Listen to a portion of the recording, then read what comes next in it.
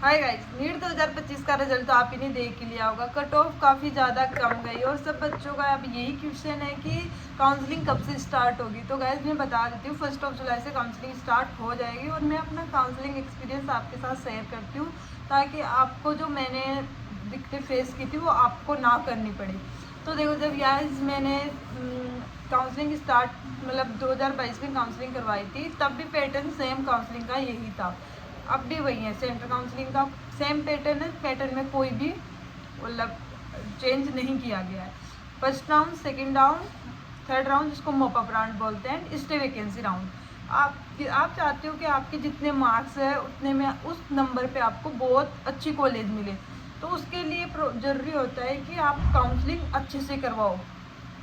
और कई लोग अब काउंसलिंग एजेंट्स भी ऐसे काम करते हैं कि काउंसलिंग करवाते हैं और उसके बदले में बच्चों से पैसे लेते हैं। लेकिन यार, यहाँ पे का पैसे देने वाला कोई सी नहीं है। आप फ्री में अपनी अच्छे नॉलेज बेस पे आप अपनी काउंसलिंग करवा सकते हो। मैंने अपनी काउंसलिंग खुद करवाई थी। मैंने खुद की थी। मैंने ऐसे भी नहीं कि यूट्यूब से सर्च करके कुछ बोल रही हूँ। मैंने जो काउंसलिंग में जो दिक्कतें फेस की थी या मुझे कोई भी डाउट आए थे, मैं आपको एकदम प्रॉपर वे में बताऊंगी कि आपको काउंसलिंग कैसे करनी है। मैंने ये सीट मॉपअप राउंड में ली थी क्योंकि मुझे हर राउंड में कॉलेज मिली थी, लेकिन मैं उनसे सेटिस्फाइड नहीं थी क्योंकि मुझे बेटर कॉलेज चाहिए थी। इसलिए मैंने मॉपअप राउंड में कॉलेज ली थी।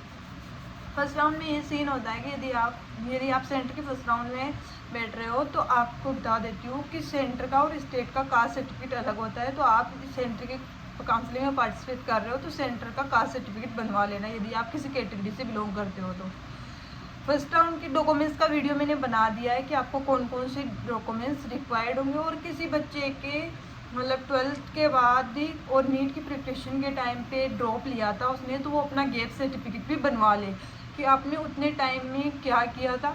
तो ऑब्वियसली आपने प्रिपरेशन की होगी, तो स्टाम्प पेपर आता है 100 रुपये का, तो या फिर 500 का, आप वो बनवा लेना।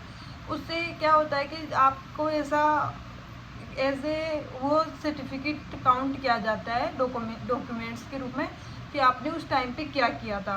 उसमें ये सीन होता है कि आपने किसी दूसरे कोर्स में तो इन्वॉल्व नहीं हो, आपने मतलब दूसरा कोर्स लिया था और आप उसको छोड़ के आ रहे हो।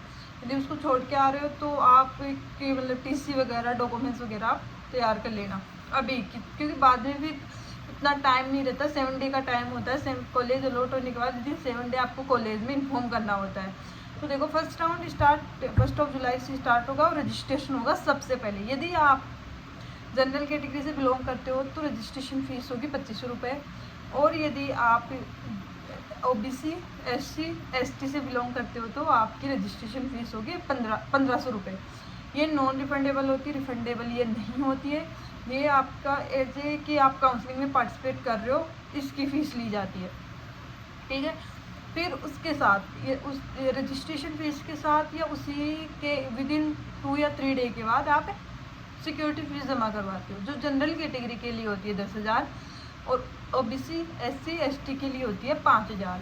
ये ऐसे फीस की कि आपको कोई सीट मिल गई और आप उसको छोड़ रहे हो तो ये सिक्योरिटी फीस रिफंडेबल नहीं होती है, वरना ये सारी जो सिक्योरिटी फीस आप जमा करवाते हो वो रिफंडेबल होती है। काउंसलिंग के एंड में आपको एक साथ ही पैसे जिस अकाउंट से आपने कटवाए थे उसी अकाउंट पे वापस आ जाते हैं, ऑटो रिफंड होते हैं। ठीक है। फर्स्ट राउंड में यदि आपको सीट मिल जाती है, और आपको ही मैं बताऊंगी कि आपको चॉइस फिलिंग कैसे करवानी है। फिर रजिस्ट्रेशन सिक्योरिटी फीस कट होने के बाद ऑप्शन आता है चॉइस फिलिंग का। चॉइस फिलिंग देखो, सेंटर काउंसलिंग में अपने स्टेट में लिमिटेड 30-40 कॉलेज, हमें अपनी स्टेट की कॉलेजों के बारे में पता होता है, लेकिन हमें सेंटर की कॉलेजों के बारे में नहीं पता होता। 300 कॉलेज है, तो आपको उसके सही तरीके से कैसे काउंसलिंग करवानी है मैं आपको बताऊंगी। देखो, फर्स्ट ऑफ ऑल कि यदि आप सेंटर काउंसलिंग में पार्टिसिपेट करना चाहते हो तो मैं चाहती हूँ कि आप अपनी स्टेट को ज़्यादा प्रेफर करो, क्योंकि पीजी में 85% कोटा रहता है उस चीज़ का। तो आप स्टेट से बिलोंग करते हो, उस स्टेट की कॉलेज ऊपर भरो और जो बेटर कॉलेज है वो ऊपर भरो, फिर अपनी स्टेट की, फिर अदर स्टेट्स की। तो एक प्रायोरिटी वाइज मैं आपको लिस्ट बता दूंगी कि आपको कैसे फिल करना है, जिससे कि आप एक अच्छी कॉलेज में जा सको। यार देखो, आपने इतनी मेहनत की कि आप काउंसलिंग में पार्टिसिपेट कर रहे हो और इतना टफ पेपर आने के बाद आपने नीट क्रैक किया, तो ऑब्वियस है कि आपने बहुत अच्छी तरीके से मेहनत की थी। ये तो आप बहुत अच्छे से काउंसलिंग करोगे तभी आपको उसका पे मिलेगा कि यार सही में मैंने बहुत मेहनत की थी और अब मैंने अच्छे से काउंसलिंग की, तब मैं आज एक बेटर कॉलेज में हूँ। फिर आपको फर्स्ट राउंड में सीट अलॉट होती है। सीट अलॉट होने के बाद क्या होता है कि यदि आपको या तो आप सीट मिल जाती है या आपको सीट नहीं मिलती है।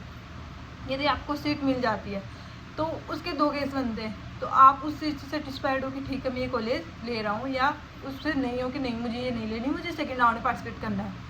तो यदि आप सीट से सेटिस्फाइड हो और आपको वो कॉलेज चाहिए तो आप विदिन 7 डे उस कॉलेज में रिपोर्ट करना होता है आपको अपने ओरिजिनल डॉक्यूमेंट्स के साथ, ठीक है।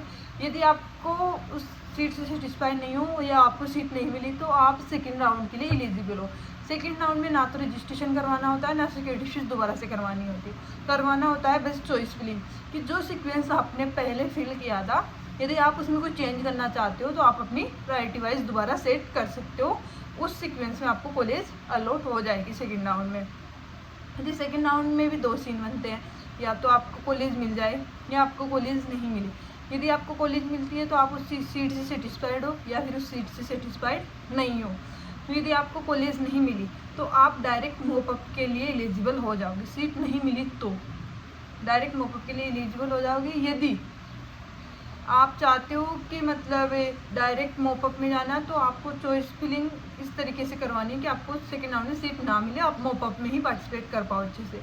यदि आपको सीट मिल गई और आप चाहते हो कि मुझे सीट नहीं चाहिए तो आप को अब सिक्योरिटी फीस वो जमा जो आपने 5,000 या 10,000 जो करवाई थी वो रिफंडेबल नहीं है, क्योंकि आप एक तरीके से उस सीट मिली हुई सीट को छोड़ रहे हो और आप चाहते हो कि आप मॉपअप में पार्टिसिपेट करो।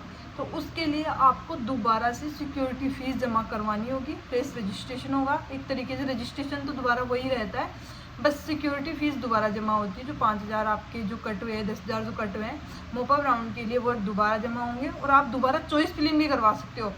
अब मॉपअप राउंड में यदि आप सेकंड से डायरेक्ट मॉपअप में जाते, आपको सेकंड राउंड में सीट नहीं मिलती, डायरेक्ट मॉपअप में जाते तो आपको चॉइस फिलिंग का ऑप्शन नहीं होता। लेकिन आप फ्रेश रजिस्ट्रेशन करवा रहे हो तो आपके पास सब चॉइस फिलिंग का ऑप्शन है, आप मॉपअप में चॉइस फिलिंग करवा सकते हो। और यदि आपको सीट मिल जाती है तो विदिन 7 डे आपको सेकेंड राउंड में सीट मिली और आप सेटिस्फाइड हो तो विदिन 7 डे आपको कॉलेज में जाना होगा और आपको रिपोर्ट करवानी होगी अपनी कि मैं आ गया हूँ, मेरे को ये सीट चाहिए, और आप वहाँ पे एडमिशन ले लीजिए। डॉक्यूमेंट्स वगैरह ओरिजिनल चाहिए होते हैं, ठीक है।